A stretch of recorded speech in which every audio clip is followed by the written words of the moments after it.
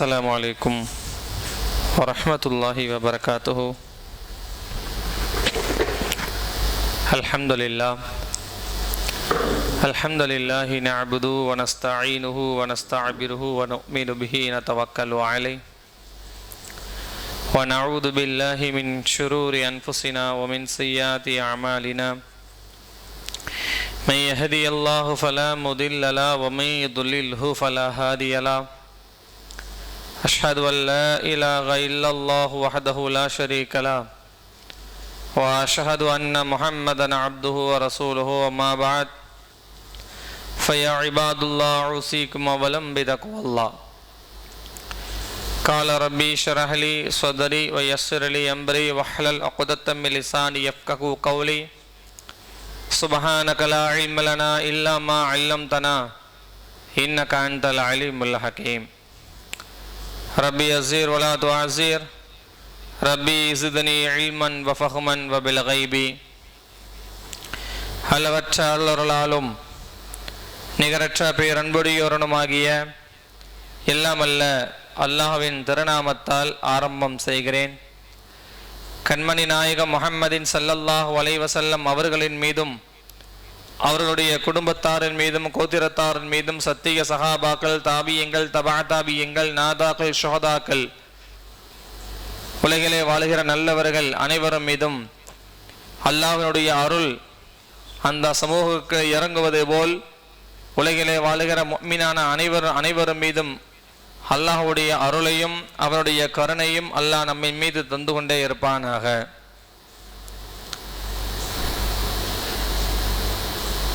அன்பிற்குரியவர்களே,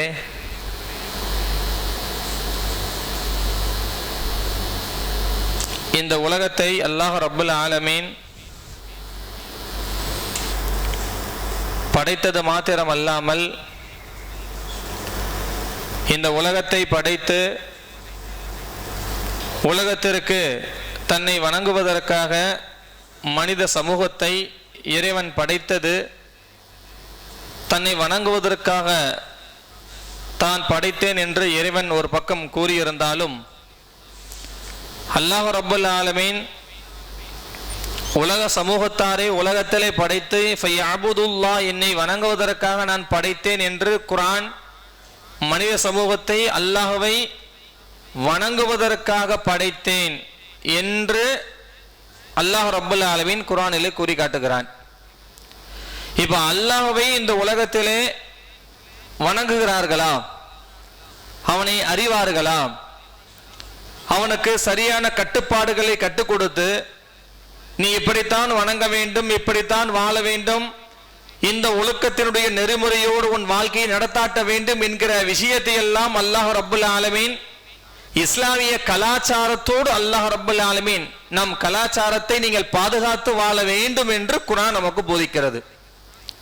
முதல்ல அல்லாஹ்வை நாம் வணங்குவதாக இருந்தால் முதலில் நமக்கு டிசிப்ளின் ரொம்ப முக்கியம். எப்ப அந்த டிசிப்ளின், எப்ப அந்த எண்ணங்கள், அல்லாஹ்வை வணங்க வேண்டும் என்கிற அந்த தகுதி, அந்த விஷயம், அந்த ஷரியத், நம்முடைய அந்த கட்டுப்பாடு நமக்கு இல்லை என்று சொன்னால் இந்த உலகத்தில் வாழ்ந்தாலும் மிருகத்தனத்தோடு தான் வாழ முடியும் என்கிற ஒரு சுயபட்சத்தில் உலகமாக இன்று இயங்கிக் கொண்டிருக்கிறது. அதனால்தான் அல்லாஹ் ரப்புல் ஆலமீன் உலகத்தை படைத்து அல்லாஹ் ரப்புல் ஆலமீன் அடுத்து தூதுவர்களை தந்து தூதுவர்களுக்கு பிறகு அந்த தூதுவர்களின் மூலியமாக குர்ஆனை கொடுத்து உலக மக்களுக்கு அதன் மூலியமாக விளக்கத்தை தந்து இந்த உலகத்தில் இந்த முறைப்படி வாழ வேண்டும் என்கிற கட்டளை அல்லாஹ் போதித்து கொடுத்தான். எப்படி வேண்டும்னாலும் வாழ வேண்டாம் என்கிற அர்த்தம் அல்ல. ஒரு கோட்டின் கீழாக ஒரு பாதை உனக்கு அமைக்கப்பட்டால் தரப்பட்டால் அந்த பாதையை நோக்கி நீ செல்ல வேண்டும் என்பது உன் கடமை என்றால் அந்த பாதையில் சில தவறுகளும் இருக்கலாம், நன்மைகளும் இருக்கலாம், பள்ளங்களும் இருக்கலாம், சரியாகவும் இருக்கலாம்.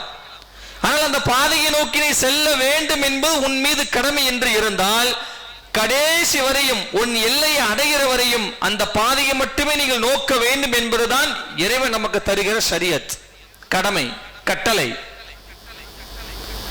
ஆனால் அந்த கட்டளைக்கு இணங்கதான் அல்லாஹ் ரப்புல் ஆலமீன் உலகத்தை படைத்து அல்லாஹ் ரப்புல் ஆலமீன் தன்னை வணங்க வைத்து அவர்களுக்கு அல்லாஹ் கலாச்சாரத்தை கற்றுக் கொடுத்தான். முக்கியங்க பேசக்கூடிய விஷயம் என்ன அப்படின்னா, இஸ்லாமிய கலாச்சாரம் இன்று எந்த மக்களிடத்தில் இருக்கிறது? இந்த இஸ்லாமிய கலாச்சாரங்களை அழிப்பதற்கு, இந்த இஸ்லாத்தினுடைய கலாச்சார ஒழுக்கத்தினுடைய நெறிமுறைகளை ஒட்டுமொத்தமாக ஒழிப்பதற்கு திட்டம் போட்ட காலம் அன்று. அப்பவே அந்த காலங்கள் அன்று திட்டமிடப்பட்டாச்சு. யூதர்கள் எல்லாம் கிட்டத்தட்ட 1870 நூற்றாண்டில் இஸ்லாமியர்களுடைய ஒழுக்க நெறிமுறைகளை எப்படியாவது தகர்க்க வேண்டும் என்று திட்டமிட்டவர்கள் யூத இனத்தினர் உள்ளவர்கள். யூத இனங்கள்லாம் மக்கா, ஏன்னா இஸ்லாமியர்களை பொறுத்தவரையும் அன்று காலங்களும் சரி இன்றும் சரி எப்படின்னா, மக்காவை விரும்புவோம், மக்காவை விரும்பிய ஒரு காலம், மதினாவை விரும்பிய ஒரு காலம், மஸ்ஜித் நபவியை விரும்பிய ஒரு காலம், பள்ளிவாசலை விரும்பிய ஒரு காலம், நபியை விரும்பிய ஒரு காலம், இறைவனை விரும்பிய ஒரு காலம், சஹாபாக்கள் சஹாபிகள் விரும்பிய ஒரு காலம், நபியுடைய சொல்லை கட்டுப்பட்டு நடந்த ஒரு காலம், குர்ஆன் ஹதீஸை போதித்து அதன்படி வாழ்ந்த ஒரு காலம். இப்படியா இருக்கிற இந்த நிலைமையில் எப்படியாவது இவர்களை திசை திருப்பி அவர்களை ஒழித்து விட வேண்டும், அதாவது அவருடைய கலாச்சாரங்களை எப்படியாவது அழித்து விட வேண்டும் என்று திட்டமிட்ட சதிதான் யூதர்கள் அன்று இட்ட சதி. எப்ப 1897 அன்றைக்கு யூதர்கள் போட்ட சரியான திட்டங்கள் அது. எப்படியாவது மக்காவில் வெறுத்தரணும், மதீனாவை வெறுத்தரணும், மஸ்ஜித் நபவி அறுத்தரணும், இஸ்லாமிய கோட்பாடை ஒடிச்சிடணும், புர்காக்களை கலட்டிடணும், எப்படி வேணா சுத்திரணும், நடிகைகளை டிஸ்டர்ப் பண்ண வேண்டும், தன்னுடைய மூளைகளை ஈங்கி கொண்ட குர்ஆனை மறக்கடிக்க வைத்துவிட்டு உலக கலா சாதனைகள் மீது இஷ்டப்பட வேண்டும் என்றெல்லாம் திட்டமிட்டார்கள். அன்று போட்ட திட்டம் இன்று பலிப்பதில்லை, நடந்து கொண்டிருக்கிறதா இல்லையா? யஹூதிகளை பார்த்தாலே கோவம் நமக்கு வந்தா மட்டும் போதுமா? இன்னைக்கு நாம யூஸ் பண்ற காஸ்டியூம்ஸ் போறையும் சரி, நடக்கிற நடைமுறையிலிருந்து தூங்குற வரைக்கும் நம்ம எல்லாமே அவங்களுடைய இஷ்டத்துல இன்னைக்கு நம்ம ஃபாலோ பண்ணிக்கிட்டு இருக்கோம் இல்லையா? மிட் நைட் சாப்பாடுன்னு ஒரு ஃபில்டர் ஒன்று இருக்கு. அது யாருடைய ஃபில்டர் தெரியுமா? அது பெருமானார் ஸல்லல்லாஹு அலைஹி வஸல்லம் நமக்கு கற்றிருந்த முறை என்ன தெரியுமா? உணவினுடைய விஷயத்தை ஒன்று நீங்கள் மக்ரிபுக்கு பிறகு இஷாவுக்கு முன்பதாக எடுத்து இஷாவை தொழுது உறங்குவது சிறந்தது, நீங்க அந்த உணவை நீங்க எடுத்து விடுங்கள் என்று 1 மணிக்கு சாப்பாடு. இது யாருடைய கலாச்சாரம்?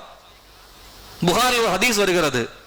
நபிகள் நாயகம் ஸல்லல்லாஹு அலைஹி வஸல்லம் அவங்கள்ட்ட ஒரு நபி வந்து கேட்கிறாங்க, யா ரசூலல்லாஹ் வமா ஃபீ அதீமுத் துஆம், உணவை சாப்பிடுவதற்கு சிறந்த நேரம் என்று கேட்கிறாங்க. ரசூலுல்லாஹ் சொல்லப்பட்ட வார்த்தை என்ன தெரியுமா?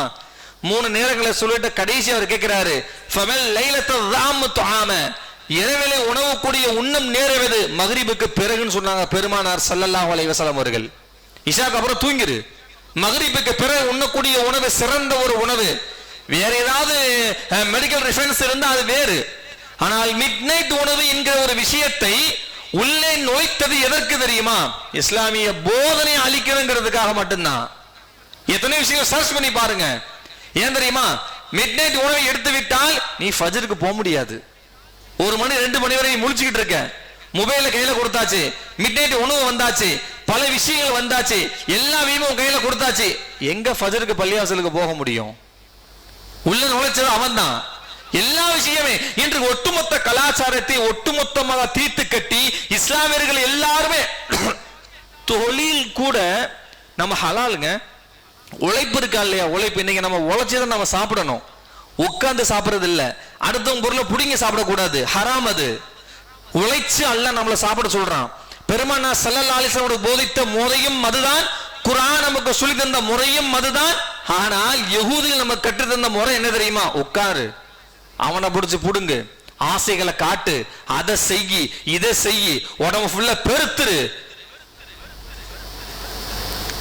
உழைச்சு சாப்பிட சொல்றான் அல்லாஹ். பாருங்க, ஷமாயில் திருமதியுடைய கிதாபு கிரந்தகத்தில் வருகிற ஒரு முக்கியமான ஒரு செய்தி. நபிகள் நாயகம் ஹஜ்ரத் உமரே ஃபாரூக் ரலியல்லாஹு தஆலா 2 பேரும் பள்ளிவாசலுக்கு மஸ்ஜித் நபவிக்கு வர்றாங்க. உமர் கத்தாப் ரலியல்லாஹு தஆலா அவர்கள் ஃபஅதைது பில் மஸ்ஜித் நபவி, பள்ளிவாசலுக்கு வர்றாங்க. ஒரு 4 பேர் அங்க உட்கார்ந்து துஆ கேட்டுட்டு இருக்காங்க, பேசிட்டு இருக்காங்க, துஆ கேட்டுட்டு இருக்காங்க. உமர் கத்தாப் ரலியல்லாஹு அன்ஹு நான் இப்படி என்ன கேட்டாங்க தெரியுமா? இந்த நேரங்கள்ல உழைக்கக்கூடிய நேரங்களை விட்டு போட்டு, உழைக்கக்கூடிய நேரத்தை விட்டு போட்டு இங்க உட்கார்ந்து நீங்க என்ன பண்ணிக்கிட்டீங்கன்னு கேட்டாங்க உமர் கத்தாப். ஹதீஸ்ல வருதுங்க அது. கேட்டாங்க, என்ன சொன்னாங்க தெரியுமா? நாங்க அல்லாஹ்ட இரக்கத்தை கேட்கிறோம், நாங்க அல்லாஹ்ட துஆம கேட்கிறோம், நாங்க அல்லாஹ்ட உருபத்தை கேட்கிறோம். ஃபரஹமஹி ஃபதாபிஹி வதபஇ வரிஹாலதி வஜமாஇஹி. அவர் கேக்குறாங்க, நாங்க உணவை கேட்கிறோம், ரஹமத்தை கேட்கிறோம், பரக்கத்தை கேட்கிறோம், இஸ்ஸத்தை கேட்கிறோம், எல்லாமே அல்லாஹ்ட்ட கேட்கிறோம். பெரிய ஒரு குச்சி வச்சிருந்தாங்க உமர் கத்தாப். ஃபஸா, ஒரு பெரிய குச்சி முதுகுல ஓங்கிட்டு ஒரு அடிச்சு சொன்னாங்க. என்ன வார்த்தை சொன்னாங்க தெரியுமா? உழைக்கக்கூடிய நேரத்தில் உழைப்பதை விட்டு விட்டு இங்கே வந்து உட்கார்ந்து இருந்தால் பள்ளிவாசல் கூறிய பிச்சு விட்டா உங்களுக்கு அல்லாஹ் உணவு தருவான்னு கேட்டாங்க. இப்படியே கேட்டாங்க. உழைக்கக்கூடிய நேரங்களில் நீ உழைத்து சாப்பிட வேண்டுமே தவிர அடுத்தவருடைய பொருளை உப்பிட்டு நீ சாப்பிடுவத கூடாது, அடுத்தவன் பொருளை கலாச்சாரம் பண்ணக்கூடாது. உட்கார்ந்துட்டு தேவையில்லாம என்ன சொல்ல வர்றாங்க அப்படின்னா, உழைக்கக்கூடிய நேரத்தில் கூட நீ பள்ளிவாசல வந்து உட்கார்ந்து எந்த இபாதத்தை செஞ்சாலும் அது ஏற்றுக்கொள்ளப்படாதுன்னு சொன்னாங்க உமர் கத்தாப். அப்போ உழைக்கணும், உழைக்க சொன்னாங்க. மரியம் அலைஹிஸ்ஸலாம் இருக்காங்களே, ஒவ்வொரு விஷயமும் ஒவ்வொரு குர்ஆனுடைய வார்த்தையும் நமக்கு எந்த அளவுக்கு அல்லாஹ் உழைப்பை கற்றுத் தரான் பாருங்க. உழைச்சுதான் நீ ஆக வேண்டும் என்கிற ஒரு கண்ணோட்டத்தை அல்லாஹ் நமக்கு தருகிறான். யாரு? மரியம் அலைஹிஸ்ஸலாம். எந்த நேரம்? பெற்றெடுக்கக்கூடிய ஈசா நபியை பெற்றெடுக்கக்கூடிய ஒரு நேரம். சரியான பசி. குர்ஆன்ல வருகிற வார்த்தை சூரத்துல் மரியம்ல அல்லாஹ் சொல்றான், பசியுடைய நேரம். அல்லாஹ்ட்ட கேக்குறாங்க, ஃபஹாதாமி அம்மமி தவாம். உணவை கேக்குறாங்க அல்லாஹ்ட்ட. உடனே அல்லாஹ் ஒரு ஆளை ஏற்பாடு பண்ணி கொடுத்தானாங்க. என்ன செஞ்சா தெரியுமா அல்லாஹ்? மரியம் அலைஹிஸ்ஸலாம் பிரசவத்தினுடைய வலி, பசியுடைய ஒரு பசியுடைய ஒரு நேரம். அல்லாஹ்ட்ட கேட்டாங்க, ஒரு ஆள் அனுப்பிலாங்க உணவு கொடுக்கல.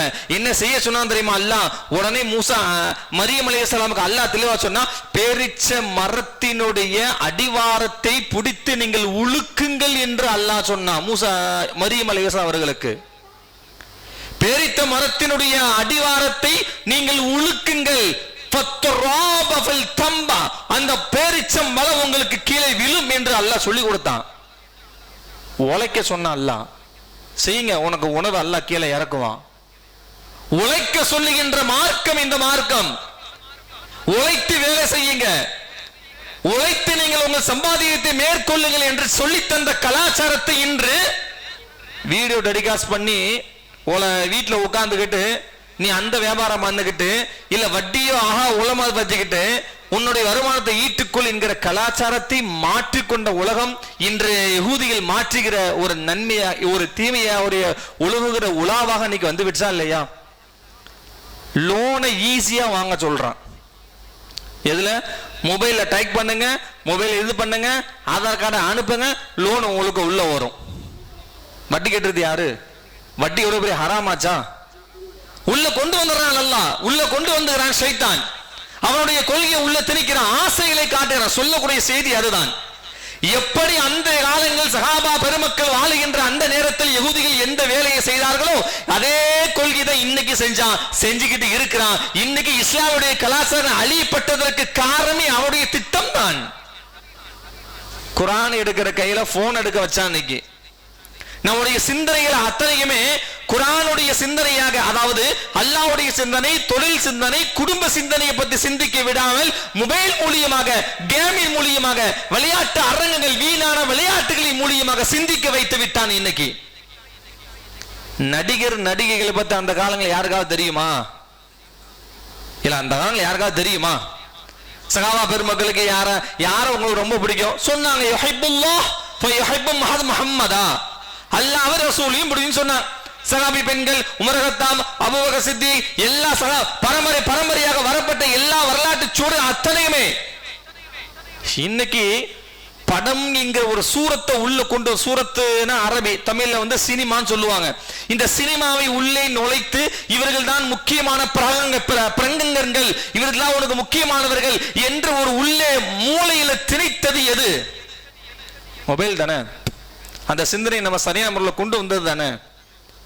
இன்னைக்கு யார கேட்டாலும் உனக்கு யாரமா பிடிக்கும்? எனக்கு விஜய பிடிக்கும் ஒரு கூட்டம் சொல்லுது, இன்னொரு கூட்டம் வேற ஒருத்த நடிகரை சொல்லுது. நான் கூசுகிறது பெருமானார் சொல்லப்பட்ட வார்த்தை என்ன? லா யுமினு அஹதுக்கும் ஹத்தா அகுன அஹப்ப இலைஹி லிமன் வலதிஹி வன்னாஸி அஜ்மஈன். உலகத்துல உம்மா வாப்பா அத்தனை பேரை தவிர யாருக்கு என்னை பிடிக்கிறதோ அவர்கள் முஃமினான ஆண்கள். நீங்கள் முஃமினான்கள், நீங்கள் ஈமான் கொண்டவர்கள். உம்மா வாப்பாவை விட நான் என்ன கேட்கிறேன், ஒரு புள்ளைய, ஒரு மகன், ஒரு பையன் ஒரு பொண்ணுடைய உனக்கு யாரை பிடிக்கும் என்று கேட்டா, எனக்கு இந்த நடிகரை பிடிக்கும், அந்த நடிகரை பிடிக்கும், இன்னும் அவர்களுக்காக உயிரை விடுவேன், இவர்களுக்காக உயிரை விடுவேன் நீங்க சொல்றீங்களே, உண்மையாவே அல்லாஹ் ரப்பல் ஆலமீன் ரசூலை உங்களுக்கு பிடிக்கும் என்கிற வார்த்தை ஏன் நம்முடைய நாவுகளில் வரவில்லை? பிகாஸ் உங்க உம்மா வாப்பாவை பிடிக்கிற வார்த்தை கூட நமக்கு இங்க வரலையே.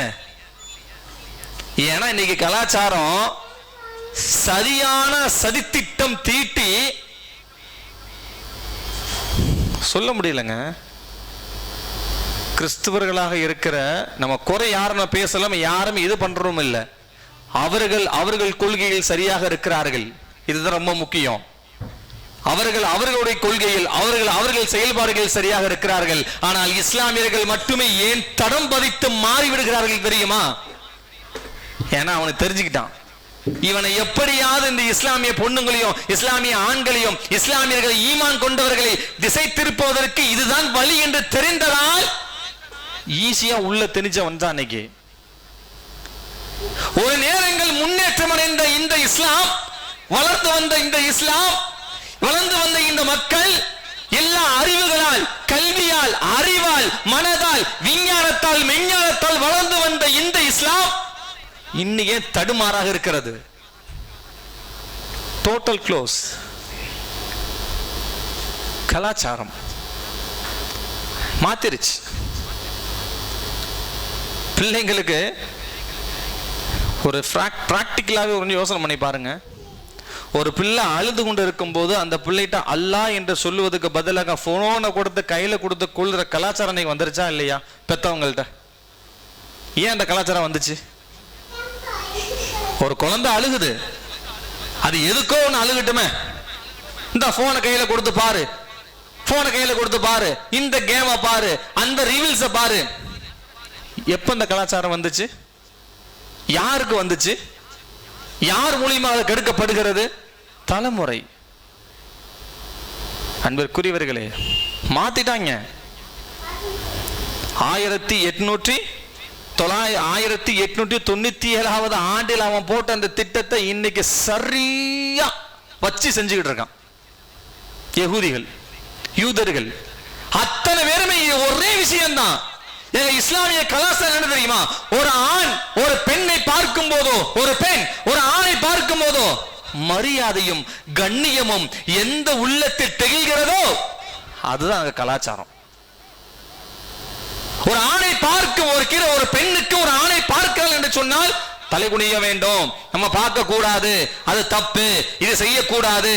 எஜுகேஷன் வேணும் தான், ஆனால் அந்த எஜுகேஷனே நம் வாழ்க்கையை அழிக்கிறது, கலாச்சாரத்தை அழிக்கிறது, நம்முடைய எண்ணங்கள் எல்லாம் திசை மாறுகிறது, தவறான எண்ணத்தை நோக்கி செல்லுகிறது என்றால் எஜுகேஷனை குற்றம் சொல்றதா இல்ல தப்பான வழியில போகிற பெண்களையும் ஆண்களையும் குற்றம் சொல்வதா? யாரு குற்றம் சொல்றது? எஜுகேஷனை காட்டுறது இல்ல, உள்ளம். அந்த உள்ளத்தை, அந்த சிந்தனை அவன் மாத்துறான். நம்ம யாருக்காக? அல்லாஹ் ரப்பல் ஆலமீன். நல்லா பாருங்க, ஒரு சமுதாய வரலாற்றை சுட்டி காட்டி விட்டு அல்லாஹ் வஹும் யதஃபக்கரூன், நீங்கள் சிந்திக்க வேண்டாமா சிந்திக்க வேண்டாமான்னு ஏன் சொல்றான் தெரியுமா? உன் சிந்தனை தயவு செய்து திசை மாறாத. அவன் 1000 காட்டுவான், அவன் 1000 திறந்து போட்டு காட்டுவான், அவன் 1000 ஆசைகளை உனக்கு திறந்து காட்டுவான், இன்ட்ரெஸ்டிங்கான விஷயங்களை உனக்கு எடுத்து காட்டுவான். உன் சிந்தனையை மாறாத செயல்படாத.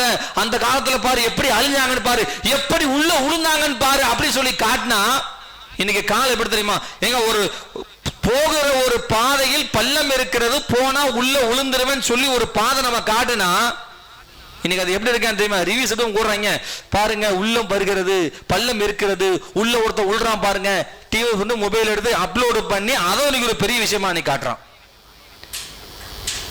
பயம் உச்சக்கட்டமாக. இன்னைக்கு யாருங்க அல்லாஹ்னு பேரை சொன்னா இன்னைக்கு யாருங்க பயப்படுறா? ஆனா அல்லாஹ் என்ன சொல்றான்? இத்தகுல்லாஹ் ஹக்கனா ஃபமந்தருல்லாஹ். அல்லாஹ் என்ற கல்வி, அல்லாஹ் என்ற ஒரு வார்த்தை யார் சொல்லிவிட்டாலோ அந்த உள்ளம் நடுங்கும் என்று குர்ஆன் ஒரு வார்த்தை சொல்லி இருக்க, இன்று அல்லாஹ் சொன்னால் போடா அப்படின்ற போறானே, என்ன காரணம்? கலாச்சார சீரழிவு. அந்த கலாச்சார சீரழிவுகளை உள்ளே நுழைத்தது யார்? யாரை குறை சொல்ல முடியும்? நல்ல யோசனை பண்ணி பாருங்க கொஞ்சம். இன்னைக்கு இந்த சமுதாயம் எப்படி இந்த அளவுக்கு இந்த ஒரு சமுதாயம் இந்த நிலைமைக்கு இந்த சமூகம் இருக்கிறது என்று சொன்னால், இந்த வரலாறு வருகிற ஒரு சமூகம் எந்த நோக்கி பயணிக்கும் என்பதை நாம் யோசித்து பார்க்க வேண்டாமா?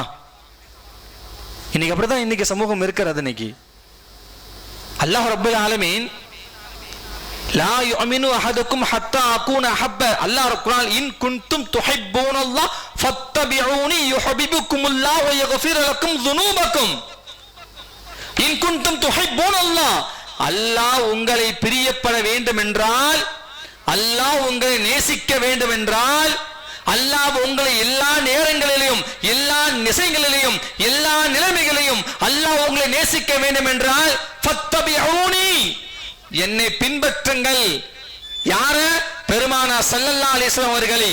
ஃபத்தபிஊனி, என்னை நீங்கள் பின்பற்றுங்கள். யுஹிப்புக்குமுல்லாஹ், அல்லாஹ் உங்களை நேசிக்கிறான், பிரியப்படுகிறான். எப்போது? சந்தோஷம் அடையும் போது மட்டுமல்ல, நீ சிரமம் அடையும் போதும் அல்லாஹ் உன்னை நேசிக்கிறான் என்று அல்லாஹ் சொல்லுகிறான்.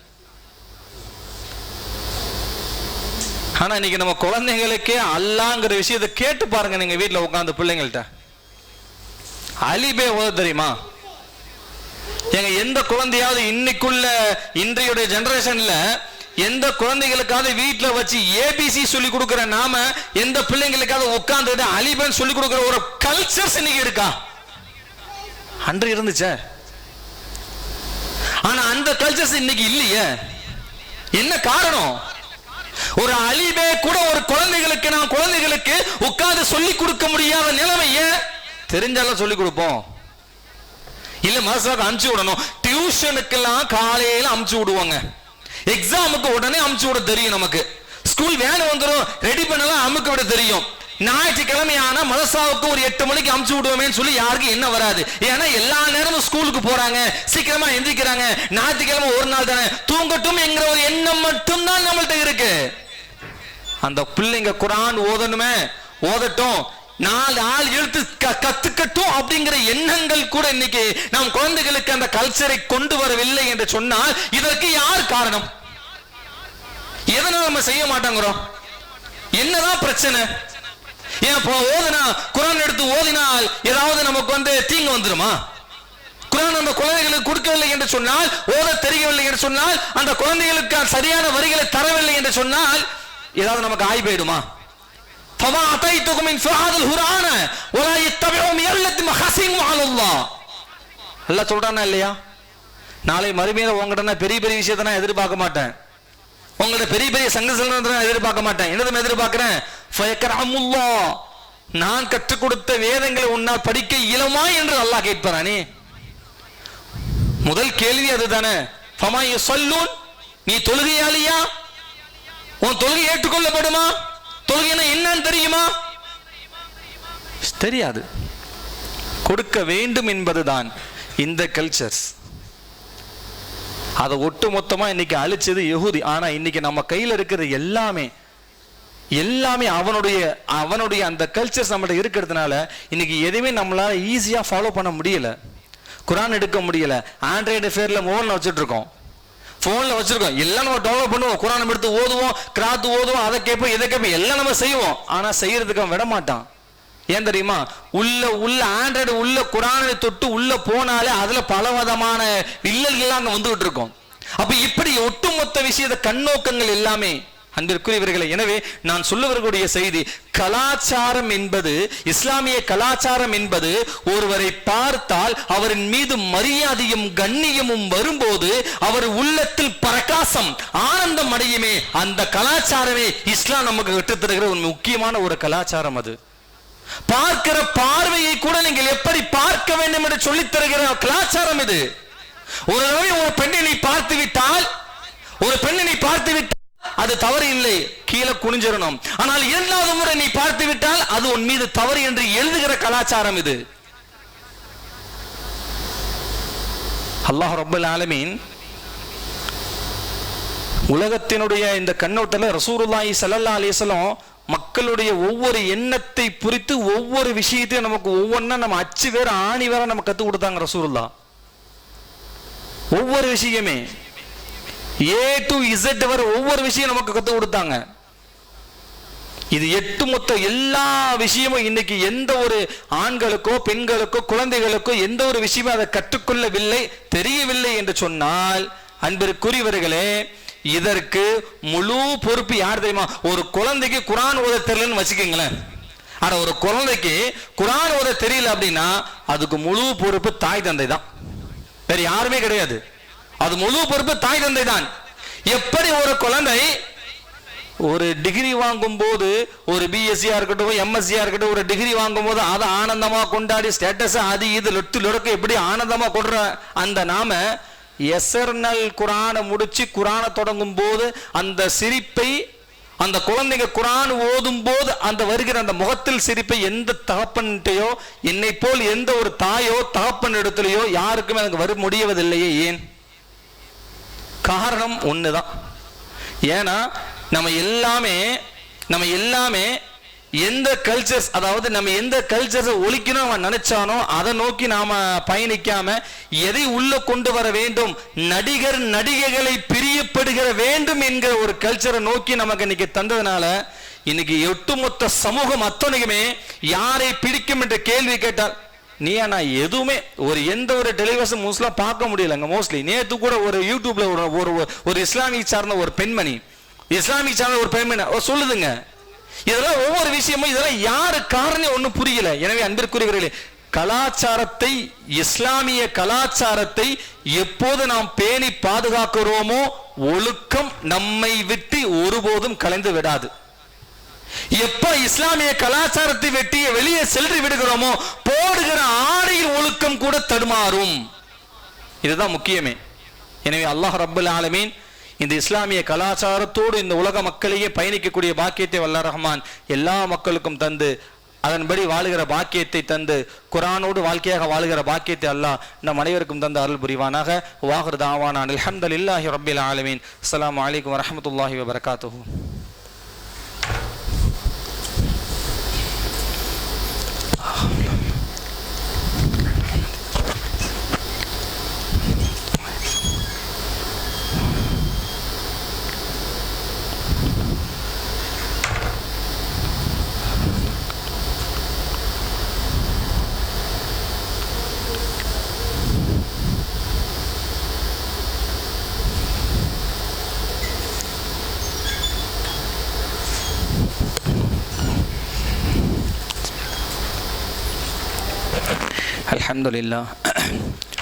الحمد لله نعبده ونستعينه ونستعبده ونؤمن به نتوكل عليه ونعوذ بالله من شرور أنفسنا ومن سيئات أعمالنا من يهدي الله فلا مضل له ومن يضلل فلا هادي له وأشهد أن لا إله إلا الله وحده لا شريك له وأشهد أن محمدا عبده ورسوله أما بعد فيا عباد الله أوصيكم أولا بتقوى الله قال ربي اشرح لي صدري ويسر لي أمري وحلل عقدة من لساني يفقهوا قولي سبحانك لا علم لنا إلا ما علمتنا إنك أنت العليم الحكيم اللهم صل على سيدنا ونبينا ومولانا محمد وعلى آل سيدنا محمد وبارك وسلم عليه اللهم بارك على محمد وعلى آل محمد كما باركت على إبراهيم وعلى آل إبراهيم إنك حميد مجيد الحق دين الهدى ورزقا طوله أولكم خدايا ولا جمعنا بينها أبو بكر الصديق رضي الله تعالى عنه فإن إخراب والدين وحق الدعاء والدين الحق